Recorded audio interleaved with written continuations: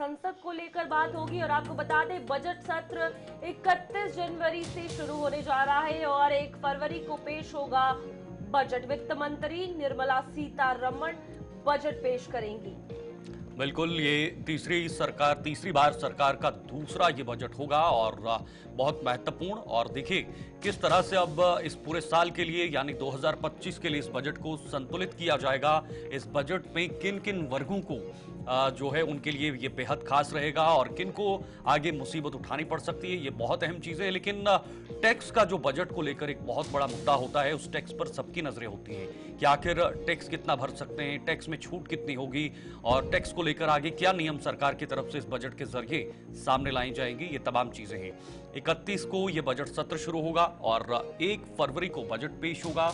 वित्त मंत्री निर्मला सीतारमण खुद ये बजट पेश करेंगी और इस बजट के पिटारे में क्या होगा इस 2025 के साल के लिए, वो देखना बेहद अहम है।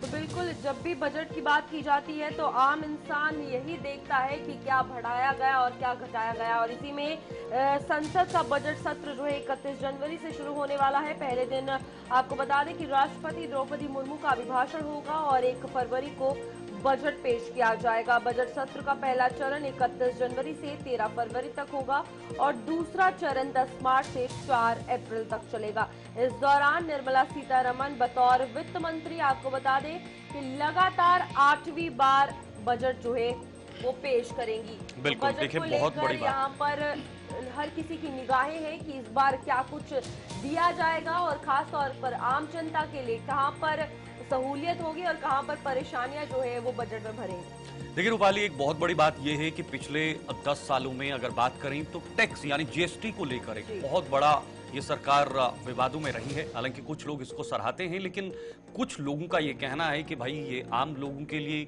ये छोटे वर्ग के लोगों के लिए, मध्यम वर्ग के लोगों के लिए बहुत बड़ा काल बनकर आया है। हालांकि टैक्स देना हर किसी का कर्तव्य बनता है और टैक्स हमारे देश के पैसे का एक सर्कुलेशन का प्रोसेस है और उसी वजह से हमारे देश के अंदर विकास होने की उम्मीदें होती हैं। अब देखना होगा कि इस बार सरकार का क्या रवैया होगा, क्योंकि बहुत महत्वपूर्ण ये बात है कि इस बार सरकार पूर्ण बहुमत के साथ अकेले दम पर नहीं है और भी अन्य पार्टियां भी साथ में हैं।